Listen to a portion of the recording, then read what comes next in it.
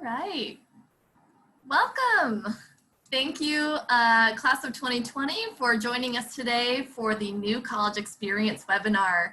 And thank you so much to our 4 panelists who are here today, 4 SAS alums who are here to be great resources for you and tell you all they know about what you might expect when you attend your next choice in college this year, and depending on what that looks like for you and for them. So I'm going to go ahead and let them introduce themselves to you. Okay, hi, I'm Sophie Crawford. I am a rising sophomore at Chapman University, and I am a global communication and world languages major with a minor in creative and cultural industries. Hi, I'm Christian Irvin. I graduated in class of 2017, so I'm going to be a senior this year at Southwestern University in Georgetown, Texas. I am a theater major, and I'm very involved on campus. I'm one of our tour guides. I'm the president of our theater club, our student organization. I'm in both of our choirs, and I'm also involved in spiritual life and Greek life on campus. Hi, I'm Pouya. I am also graduating class of 2017 with Christian. I'm going to Duke University right now. I'm a data science major, so that's computer science and statistics. And on campus, I am involved in the Persian Student Association. I play a lot of basketball, and I also do some research on campus. And my name is Taylor Thompson. I am also from the class of 2017, so I will be a 4th year next year at the University of Virginia. I'm in the School of Architecture, studying architecture with a minor in social entrepreneurship. And then on grounds, I'm a member of the Habitat for Humanity Club, the University Guide Service, and a IFC fraternity. Okay, well, I'm going to kick it off with a question that we will likely hear from all of our panelists in answering. Just tell us a little bit about what your transition to online learning was like in the spring, and kind of tell us what that description was, or maybe include a timeline of how you ended up back at home, or when your online learning started, and then maybe share some challenges or highlights of your time doing online learning. Can start. Hi. So we, like most schools, we had a spring break that was going to start, and that started on March 13th. And then it was a 1-week spring break, and then a 2-week spring break, and then it was spring break for the rest of the year. So I went home and just essentially stayed home. I did get to go back and move out of my on-campus apartment like a month into quarantine. So I didn't have all my stuff for a little while because we weren't allowed to be on campus. As an arts major, it was very interesting to transition to online learning, because when you do theater, a lot of the work is really hands-on. So that was very complicated. I mean, I had a scenic design class where you're supposed to sketch, couldn't do that in person. I had an acting movement class that I had to do online, which was really weird, because I had to like dance around my living room with my Zoom camera. And then I had 2 lecture classes. Those are pretty easy to transition because we had recordings from teachers and I would just take notes, and we had like an online final and I did a lot of papers. The theater aspect was really weird though. I'd say some highlights are that I got to learn about some new technology that we have in the arts field. Like instead of drawing our sketches for scenic design, we got to use a cool online program where you can just measure it with like, you know, your mouse, and you get to like draw it and color it. So that's really fun. And so those are cool for like the future of theater. Obviously a challenge with that is that I was actually supposed to stage manage a production that got canceled. And so I had to like work through that, and I have to figure out how I can graduate with my requirements, because you have to do certain things in our departmental shows before you can graduate as a theater major. So we're considering doing some online theater in the fall, but that's where I'm currently at with the online transition. I can go next. So my transition was a little bit different because of where our spring break was in the academic calendar. So we found out on a Wednesday, and I believe it was the 13th of March. And so we found out that we would be going online. So we finished classes for that day in person, and then the rest of the week we had off just because they wanted to try to mitigate as much exposure as possible. And then we moved back, everybody had to move back home that weekend. And then we started online classes that following week, which was just a really weird trial run period, just because no one really knew what they were doing on the student end and on the professor's end. So it was just kind of a whole mess that week. And then we had spring break just so everyone could chill and to kind of figure out what they were doing with their classes. And then we resumed classes that following week and were online for the rest of the semester. One of the biggest challenges that we faced, not necessarily just as a comm major, just across the board, was figuring out how to do projects, because a lot of them were supposed to be either in a group or presentations or things like that. So it was really difficult to figure out how to communicate with your group, or even having to do a Zoom call and record it, much like this one, so that you could then present it to the class later on. So one of the biggest things I had to find out was, okay, you really have to stay on top of everything, even more so than normal when you're in a normal circumstance. So just making sure you're staying on top of everything with deadlines and things like that was super important and was a really big challenge. And then I guess one of the biggest highlights from going online was knowing that we weren't by ourselves. Like, everyone in the country, everyone in the world was going through the exact same thing. So professors were extremely understanding that it wasn't going to be perfect, especially in those first few weeks. And knowing that you still had that really great fallback on your friends and on your professors, that because they knew exactly what you were going through, and everyone was just super understanding, which is great.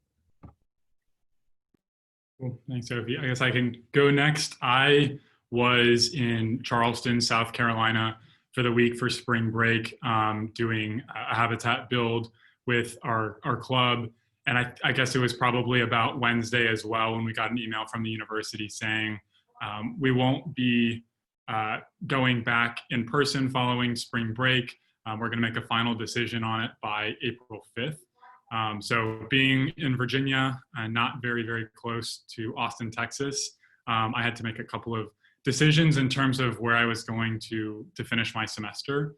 So I decided to finish it at my grandparents' house in Beaufort, South Carolina, which is just north of Hilton Head. I wanted to make sure that if we did decide to go back in person on that April 5th date, that I was at least within driving distance. But that quickly became apparent that just wasn't going to happen, and the rest of the semester was going to be online. So I actually lived with my grandparents for just about two and a half months. The youngest person that I saw in that time frame was probably about 60 years old. So when I got to finally come home to Austin and see my sisters, it was really, really nice just to have someone that I related to in that way as well. But I think the best part about being online was actually that I walked away from the semester with my highest grades. Because I was there with my grandparents, I had none of the other distractions that come with being in college and being involved in different things and having different meetings and wanting to get dinner with friends. And so I actually had the opportunity to really focus on my academics for the first time, which was really super nice. But I would say that the hardest part was kind of in the same way as what Christian said. My major is completely based on in-person teaching and collaboration, like Sophie commented on as well. We do so much drawing and so much modeling that to not have that in-person component of looking at it with your professor, drawing on top of the same set of drawings as your professor was really, really difficult. But I think another piece of that was also a highlight was just that we worked on it together, and Zoom was new for everyone. It wasn't something that people had experience with, and so it was just this really fun kind of learning experience for all of us. Yeah, so just like Taylor, we were already on spring break when we got the news that we weren't going back in person. And yeah, they didn't let us go back and get like any of our stuff. They pretty much just closed out campus here. So I ended up coming back to Austin, and just did the rest of my class from Austin. Since most of my classes were like either math or statistics or computer science or something like that, they're all pretty lecture based, and it was like pretty easy to transition online. Professors were just able to record, and like if you had a question, you just type in the chat. Really easy stuff. I think for me, probably the hardest part though is like still staying engaged in classes, because like usually if you're in the classroom, like you're not just going to go on your phone or or just like do something completely unrelated. Like I think at one point, like when I was on Zoom classes, I just started juggling because like I just got really bored. But like, yeah, like that's just stuff like you can't really do in the classroom. So just finding ways to like still stay engaged, even though like you don't have that environment and that kind of stuff, I think was really challenging for me. But I think a highlight was that, like Sophie said, like everyone was really understanding, and that professors were like far more accessible than they usually are for me. Like pretty much you could email them at any time, and like they would respond and be like, yeah, like we can hop on a Zoom, or office hours. They scheduled like a bunch more office hours, or just really understanding about pretty much everything, and just like moving around deadlines, that kind of stuff. So it was really, really nice. Perfect. Pouya, you set that up well. It's a beautiful segue into one of my first questions, which was, how did you stay connected, not only to professors, but to classmates while you transitioned home or to grandparents' homes, and what, you're all involved in clubs and other things. Did clubs just all switch online? Did some just fade away? Reflect a little bit for our newest alums about what that was like in terms of maintaining connections that you'd already established. I think the really fun part about everyone being so new to Zoom or whatever platform your school decided to use was that everyone was just so infatuated with learning how it actually worked. And so I know a lot of my friends would plan a lot of different like Zoom sessions. So like my pledge class, we all got together on a Zoom call, which was really fun. And my friends from the School of Architecture all got together on a Zoom call, and my friends from the University Guides Service got together on a Zoom call. So everyone was just kind of so interested in what the platform was and how to use it, especially like in the classroom, that we just kind of spent time on it as a way to hang out with each other, which was really, really nice. A lot of my clubs, just because the whole situation was so new, didn't necessarily know what to do in terms of maintaining engagement for people. So we didn't have any general body meetings. We didn't have chapter meetings. We didn't have any of that other stuff. We all just kind of figured we would put a pause on it for the rest of the semester, and then pick it up in the fall. And so now that we've had the summer to really thoughtfully plan what that's going to look like, we can actually start to institute different things and have our general body meetings on Zoom. We can have speakers come in via Zoom. We can do different social activities over Zoom, since it's such a good platform in terms of getting people together, even though you can't be in person. For me, a lot of my professors were really great. Well, the whole semester, but especially towards the beginning when we first went online, they made it a point to schedule individual office hour meetings with every single one of their students. I mean, I'm really lucky I go to a smaller school, so that was possible. I understand if it's a really big class, that wouldn't necessarily be possible. But for us, it was, which was really good. It was just a checkpoint, make sure everything was good. Everyone was staying on track with everything. And if they had any problems whatsoever, either with other professors or getting in touch with other professors, they were a really good resource just to touch base with and make sure that everything was okay, like in our personal lives and academically. And then for my sorority, we actually still met every week with a chapter meeting, which was really great because at Chapman, you go through spring recruitment. So we had all just become a part of our sorority. So it was kind of sad when we had to go home because we had just been making these great connections, and then we just thought it was going to be completely over. So the fact that we still got to do Zoom meetings every week just to talk to everybody, see how everyone was doing, was also really great.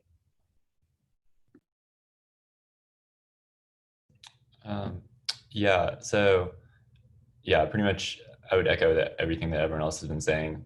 One thing that I found really helpful for just kind of like staying connected with friends and stuff was just like birthday Zooms, essentially. It was just like really like organic way to like hop on and just like keep in touch with everyone.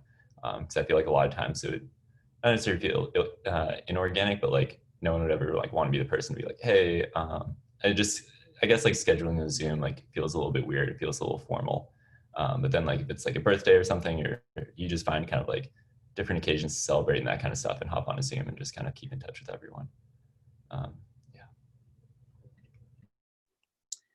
Well, I like tried to use whatever leadership positions I had to keep people connected because like Pouya said, it's like you don't want to be that person who's like, oh, I scheduled the Zoom, everyone get on. I kind of was that person, but I went through organizations. It didn't seem like I was that person.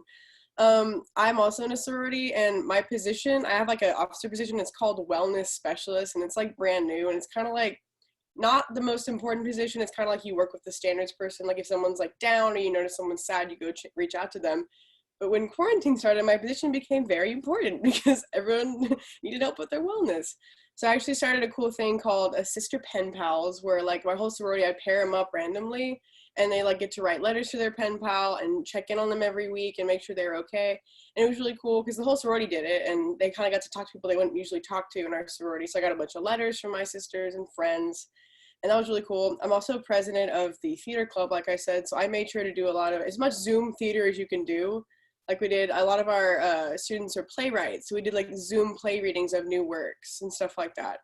And we did, you know, like Zoom karaoke. Like it sounds dumb, but it was really fun. So stuff like that, where I forced everyone to come together. And obviously it's like, okay, I'm getting on a Zoom call, but like I think afterward everyone felt much better and like more connected as much as you can be when you're not, you know, on campus. So it was really fun. Awesome. Thank you I so love- much for sharing. Wait, Looking, Kat, yeah, sorry, absolutely. can I finish up one question? Yeah. This is like we're gonna step over one another. So some of you hinted at this about the some of your classes were a little harder than others to transition. I'm gonna pull in a submitted question because I think it's the perfect time for it. So this all changed. You were already in these classes, right? You didn't get to choose whatever it was in. If you were in the position of the class of 2020 who may not have chosen their classes yet, do you have any advice for them based on what you experienced and on what like your other friends experienced about maybe types of classes that maybe transitioned better? You know, Pouya, you mentioned, oh, a lot of them were lecture classes. That was easier. Or things that they might want to think about as they're choosing their classes. Are there certain formats that you think would be friendlier as they start up college?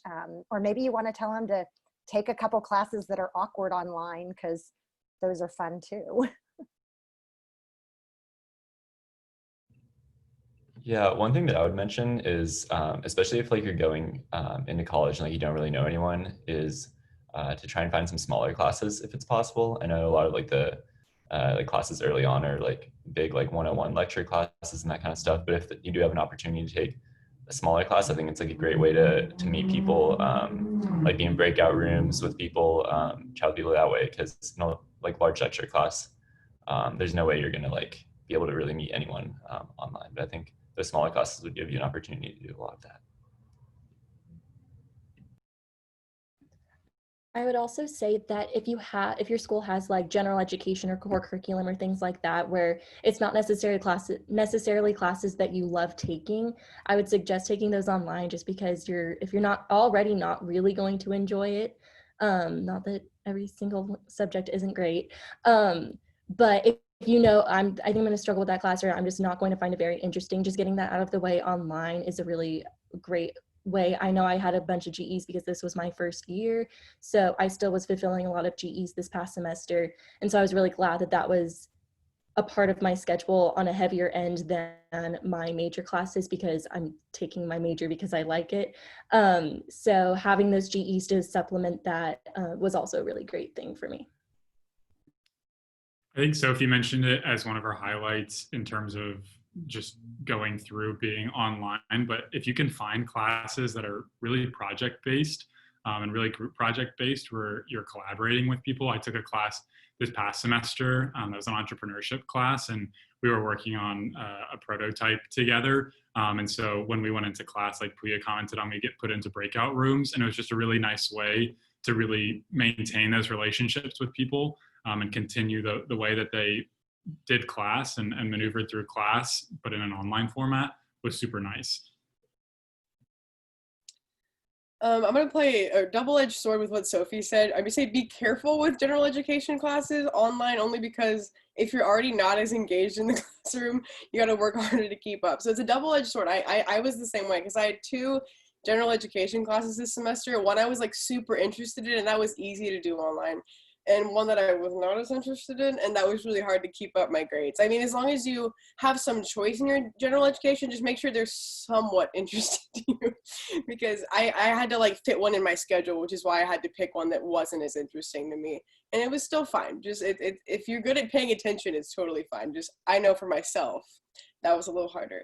I mean, yeah, I would say saving those classes that you know are like more hands-on for later in college. I mean, unfortunately, I saved some hands-on classes for my senior year, and guess what? I'm a senior, so I currently have to enroll in a PE credit, and I don't know how that's going to work if we go online. They just canceled one of mine, so gotta figure that out. Currently, I'm in martial arts, which apparently can go online, so don't know how that's going to work.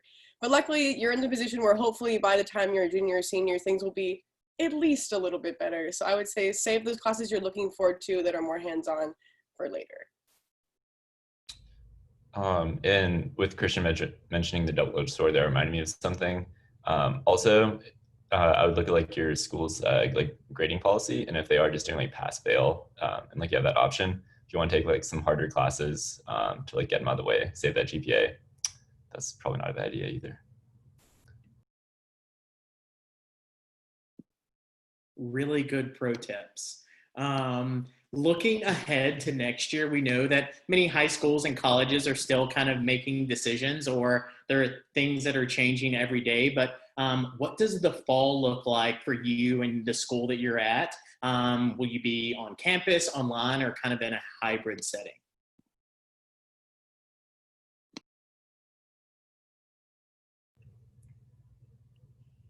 You got it, Christian.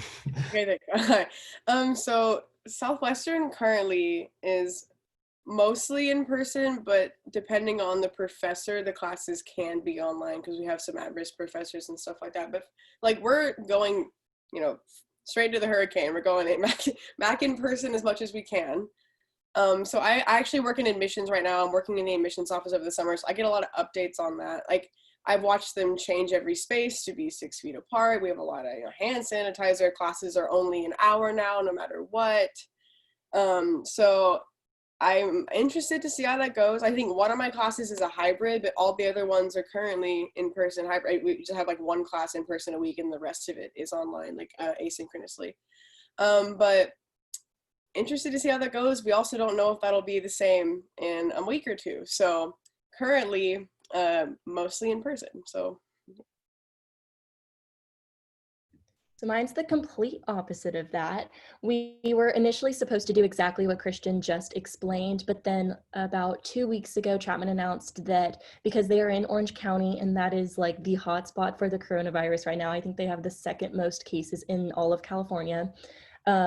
Chapman announced that we will be having this whole semester online.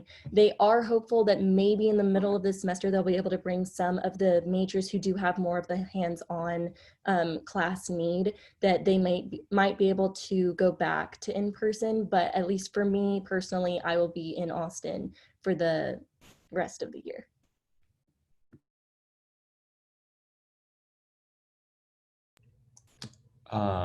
Yeah, so Duke is like they're essentially claiming they have a hybrid model right now, but I think they leave it up to the professors to decide if they want to teach in person or not, and most professors just probably don't want to put themselves at risk around like all these like young adults. So pretty much every class is online, and they're bringing back just freshmen and sophomores to campus, and yeah, I think they have like a couple like labs and that kind of stuff in person. Those are mostly with like TAs or graduate students or that kind of thing. Yeah, and I actually am not. I'm not enrolling in classes for the fall. I'm going to end up taking the semester off, I think, which I know like a lot of other people here at Duke are doing. So yeah. We were told with an announcement at the beginning of June that their expectation was that we would be back completely to a certain extent in person in the fall. But we received an email 2 days ago that we were going to, or that we would be starting as originally planned, we received an email in June saying that we would start as originally planned on August 25th. and we would do some sort of a hybrid model, whether it be in person, completely online, some in line, some in person, some online, starting August 25th. But we received an email 2 days ago saying that start date was going to be pushed back 2 weeks. So we'd start everything online on the 25th, and then in-person instruction would start on September 8th. It has been relatively frustrating, just in terms of everything is changing so much and so quickly. But for us to receive an announcement in June saying that we were going to be in person, and then for that expectation to kind of continue all the way throughout the summer, and now we're 2 weeks away from the start of school, and now they've started to indicate whether it's in person or online, and maybe there's like 5 classes in the entire university that are in person, has been, on the student side, frustrating to not have our expectations met in the way that we thought they would be. But we totally understand that we just kind of have to roll with the punches, and the semester is not going to be typical in any kind of way. I can tell you, when I started my first year, that say that my 4th year would look like this, everyone would tell you we were crazy. But here we are, and just rolling with the punches. Thanks. And I have a short follow-up question that kind of leads into maybe student life. Like, have there been announcements about what student life might look like? And then someone from the class of 2020 asked, do you think that there's going to be less school spirit with everything being online? And how do you think that affects campus life? And then Pouya and Taylor may be able to argue this, but do you think the potential lack of attendance at basketball games will cause Duke to forego its spot as the best team in the ACC? So another follow-up question, but the real question is about student life and school spirit. I turn off my mute as quickly as possible just because I wanted to beat Pouya to this answer. And I think Ms. Geis can probably back me up as well, seeing as she is also a UVA alum. But we would argue that UVA is the best basketball team in the ACC. And we are the reigning national champions. Pouya's a little hurt about that. We were texting all afternoon about it. But I mean, I think it's going to be tricky. I just think that you're not going to be there in person. You're not going to be there in the stands, whether that be basketball or football or soccer, lacrosse, or whatever that might be. You don't have that in-person kind of interaction with the team, which just being with people at the games just makes it so much more fun. But I think for a lot of the bigger schools that have big sports, people are going to go and watch the games together kind of regardless, and we're going to find ways to do that. But I think, as people have commented on, it's just going to be different. And I think this is just something else that's going to be a little bit different. But I think that people love their schools so much for the most part that I can't see it getting hit too significantly. You can answer now, Pouya, if you want. Yeah, I'm just going to let the number of championships speak for themselves. But yeah, so I do think it'll be interesting to see like how groups and stuff move online and that kind of thing. I know personally, like we've been trying to plan events that, like Netflix party, I think has been a big one that we've been discussing, just have like movie nights but online, just kind of like Zoom discussions, like quarantine cooking classes, things like that. Duke in particular, like they've said, they've essentially put out like a bunch of rules that I'm not entirely sure like how they all go together, but they're essentially just like, you can't have anyone, if you're on campus, you can't have anyone like in your room at all. And then they say like you can, indoor spaces are limited to like gatherings of 10 people, outdoor spaces to gatherings of 25. I'm already back in Durham, and I can tell you, like I've gone to campus a couple of times, and just like the outdoor spaces to like play spike ball and stuff. I can tell you that like people are already starting to break those rules. But yeah, I think it'll be really interesting to see how it goes. Similar to sports, I'm in the arts, which is also a thing that kind of thrives off an audience space. Like, you know what I mean? Like when you're a performer in theater, you're not going to do as well on Zoom because you don't have the reactions and like the live audience thing. So no, we've been talking a lot about that. Our sports for the fall have been canceled. So except for football right now. I mean, it's then like a different conference. So that's rough. We're trying to do them all in the spring because they want that audience and, you know, fan feel. for that. So we are still doing productions in the theater department. We're doing them all outside with masks on and 6 feet away, and having people come in like on chairs, and limiting them to like 25 or 30, and we're gonna like make little boxes and spread them out, just because there's kind of no way. I mean, we've done some Zoom theater, but it's just not the same. So I mean, same with student life. It's not going to be exactly the same. We're still trying to do events. Luckily, with a small school, we can have small club meetings and stuff like that. We have big theater spaces that we're going to use, and I know people are using them for classes too. We have like an auditorium that seats 750, and if you mark every like 10th chair or something like that, we can still kind of meet in person. But people, yeah, like most schools, like people love Southwestern who go there, and hopefully we can keep the school spirit up and do things like this on Zoom where we can still be connected.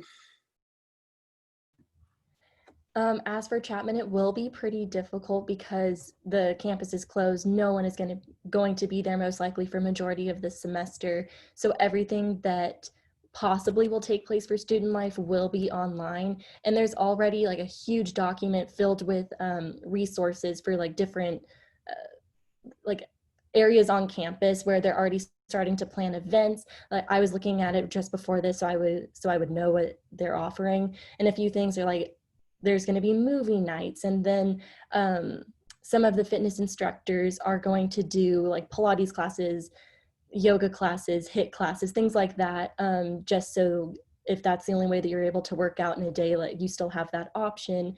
And then as for athletics, again, it's just, they're completely canceled for the fall, which is definitely not great for the athletes or for the people who like to go to the games, but it is also the safest thing at this point. So student life will definitely be completely different because it will be online, but the school and the students are doing everything in their power to still keep that engagement alive. Thanks. And a few of you have touched on kind of your personal thoughts about what your school is doing for the fall, but how do you feel about your school's plan either currently or if you are going to campus in the fall, do you feel comfortable going there and your school's plan to keep you safe from getting sick? So I'll start because I work in admissions, so I have like so much information about what they're doing. There's like a very long Google Doc list, and I know they're meeting, like my boss is in meetings all the time because of this. So I did get off-campus housing this semester because I was a little worried that they would do this semester what they did last semester. Like if we switched online, I was worried they'd kick us out of the dorms again. Because that's what happened last semester, because I couldn't go get my things, and then I only had one day to get everything. So it was stressful. I was like an upperclassman apartment. So I did get off-campus housing, which doesn't mean I don't feel safe going back. I was just worried about that aspect because that's what they did last semester. I, right now, personally, do feel safe enough to go to my classes because luckily, because I'm a senior and my school is small, most of my classes are very, very small and have the ability to be distanced and that kind of thing.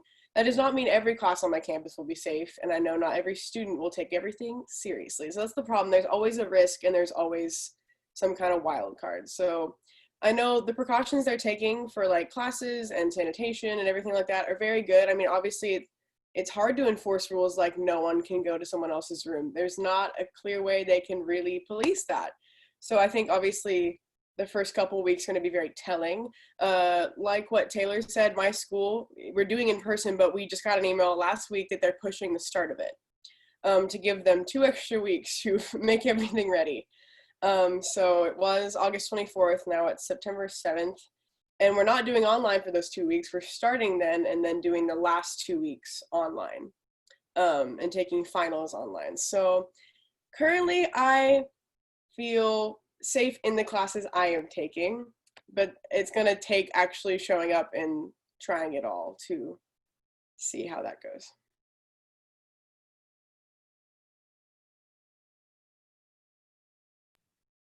As I can go. I guess I've been relatively frustrated with how our university has gone about it.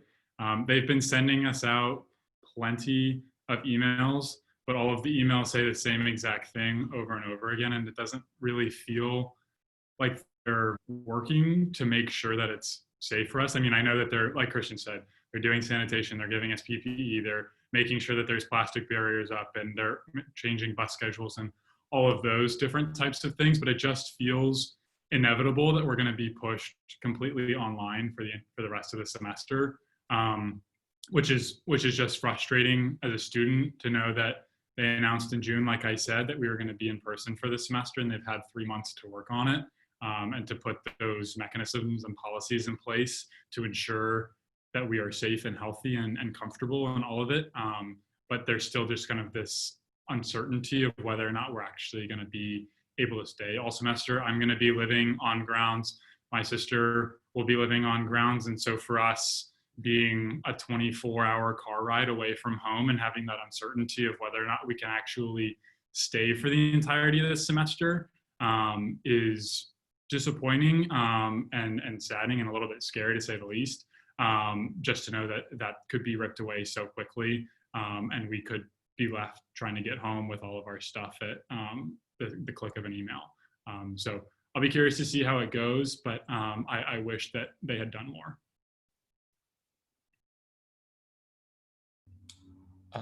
Yeah, so I feel like one common theme that I've been hearing is that like it's just like people are just like a little bit frustrated with how things have been going, and that's partly because like I feel like the universities also like no one really knows like what's like how to handle this situation, that kind of stuff. Like universities are like trying their best to like bring people back, but it's also difficult for them like trying to navigate this new situation.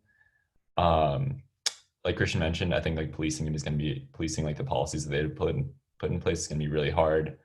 I know like even when we got kicked off in the spring, like I had some friends that stayed off campus, near campus, and like they weren't allowed to go back to campus necessarily, or like technically, but like they still went back, and like there was really no policing at all and that kind of stuff.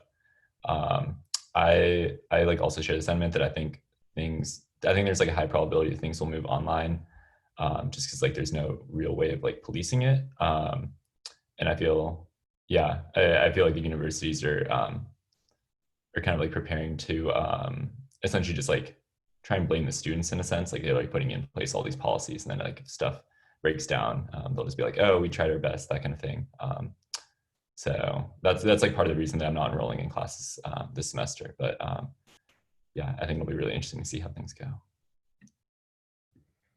Yeah, as much as I am disappointed that we won't be going back this semester, just like everyone else has already said, that they feel like they'll be there for the first couple of weeks in person, but then everything will be moving online. I really have to give a hand to Chapman for making that executive decision 2 weeks ago, I think.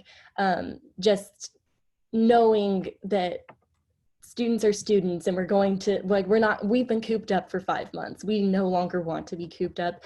So the fact that they're recognizing, okay, it doesn't matter how much we do on campus to police and to make sure that everyone's safe and social distancing as soon as students go off campus, because for the most part, freshmen are the only ones who live on campus. Everyone else is off campus, and they're not going to be able to tell us what to do in our own apartments, in our own houses. So I think just making the executive decision to be online this semester is the safest thing for not only students, but also for the faculty and professors and everyone who works there. And I think everyone would just be more disappointed if we did go in person and then everyone had to move back, especially because Chapman is people come from all over the world to go to Chapman, and then to have to go back home internationally, or even for me from California to Texas. It's not an easy transition, and we already had to do it once. So I think them recognizing students probably won't want to make that transition again is pretty admirable, in my opinion. I think at the end of the day, we're all humans and we're craving connection, right? Whether you are getting ready to be a sophomore or a senior in college, or whether you are somewhere in your 40s here. We miss the human connection. Okay, last official question, and you get to choose your own adventure here. Questions that have come in, and then ones that we had thought of. So you can either do just final parting words of advice, like as this class of 2020 gets ready to launch to college, pandemic or not, or as they're thinking about starting college, as you all have noted, whether they're starting virtually, whether they might move to virtual, it could happen kind of without much notice. what advice would you have for them about how to meet new people, especially if school is online? You know, you all had established relationships that you worked on maintaining. You know, Sophie, this may be most profound for you. Like, imagine rewind 1 year and this was the world you were going into. So either general advice or specific advice about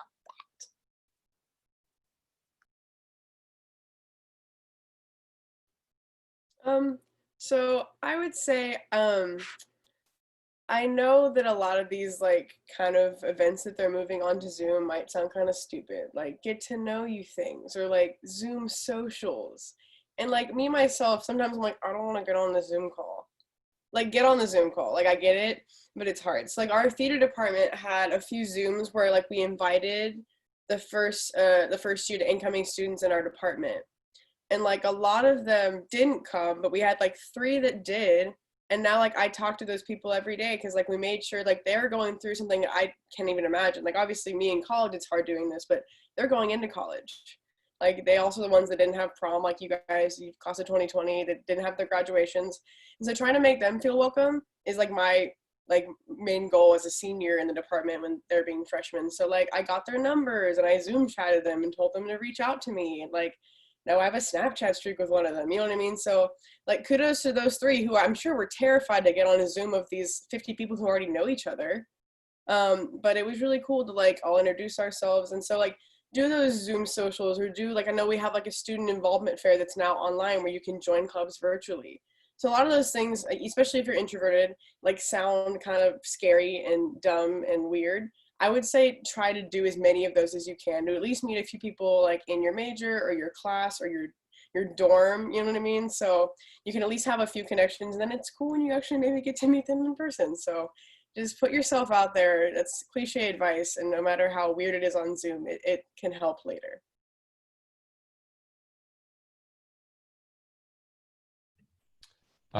Yeah, I would echo Christian's sentiment. I don't think this is like anything new in the Zoom era, but it's like really just put yourself out there. I think like anytime you're going to college, like that's how you're going to meet people. Like everyone's doing it themselves, and like it might feel like you're like it's like scary and you're alone and that kind of thing, but like everyone else is going through the exact same thing, and I think it's just something that like you just kind of have to do, and it'll really like pay off later. And then like one other general piece of advice I would say is just I like things are really different right now. Things are tough. Like don't be afraid to reach out for advice or help or anything really. If you need help, like to whatever your support network looks like, just feel free to reach out, and they would be super glad to help.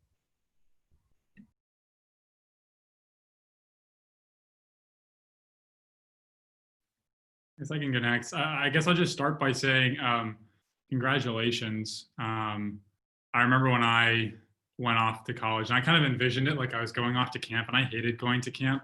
I don't know why. I always got super homesick every single time I went to camp. Pouya can attest to that. And I always just kind of envisioned it going to camp. That when they came to advertise to the school, they always talked about like the dining halls and where you were going to be sleeping. And the activities that you were going to do, but they never really talked about classes for some reason. So when I was driving to UVA, I always felt like I was going to camp. And I remember being worried and nervous and scared just about kind of the experience that lay ahead. So I can't even imagine the thought of doing that in the midst of all of this uncertainty as just kind of an added layer. So congratulations to you all for doing that and buckling down and getting ready to do it, because that's just amazing, and full claps for you guys for that. I think that my biggest piece of advice is to lean on St. Andrews. I know that I still keep in touch with my closest friends from high school. I still talk to Pouya and Aaron and Addison and Austin and Will and all of those people. And I still hang out with Mr. Fulton when I come back from school. We went to Dong Nai last year, I think. Super good. Can't recommend it enough. And it's always just fun to walk around and see Miss Geis and Miss Driscoll and all of the other teachers that you spent so much time with and were so formative for you. I know a lot of people leave St. Andrews with the expectation and the anticipation that they never want to come back to campus again. They're kind of done with it. But my recommendation to you would be to lean on it. It gave me so much over 12 years of being there, and it still gives so much to me that I can't recommend enough. Just continuing to lean on it, especially in this really, really difficult time. Kind of going off of that, make sure that you lean on your professors when you do sign up for classes. I know for me, I am super nervous about completely starting the semester online because at least spring semester, we had 6 weeks with those classmates, with those professors. So they kind of got to know us. We got to know the ropes of that class and everything. So this semester, I am really nervous about just starting completely online and not knowing. I think 4 of my professors are going to be new to me. So I'm planning on emailing all of my professors just to introduce myself. And it is easier for me because I am at a smaller school, so those classes are smaller. So they'll be able to kind of like put a face to a name as soon as we get on a Zoom call.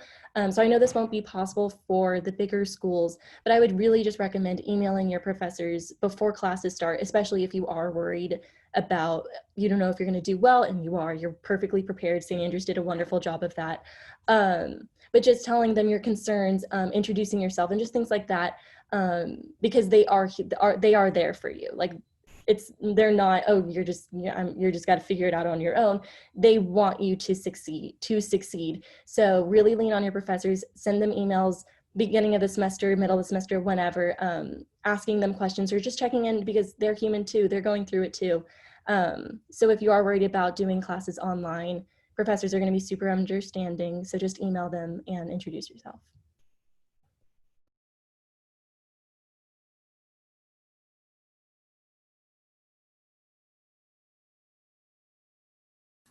All right, does that pretty much wrap it up, Ms. Geis and Mr. Fulton?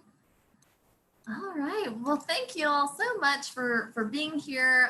Thank you all of our panelists for being here and for giving such great advice. I mean, we really appreciate your time and your insight, and I mean, you're the experts here. So I really think that you've shared a lot of really good advice about what's to come for the class of 2020. And so we'll be sending out a link to this recording as well as the contact information of our panelists, as they've so kindly given us permission to share that with you so that you can follow up with any other questions you may have. So we hope we hear from you soon. Stay safe, and we all wish you the best of luck with all that's to come.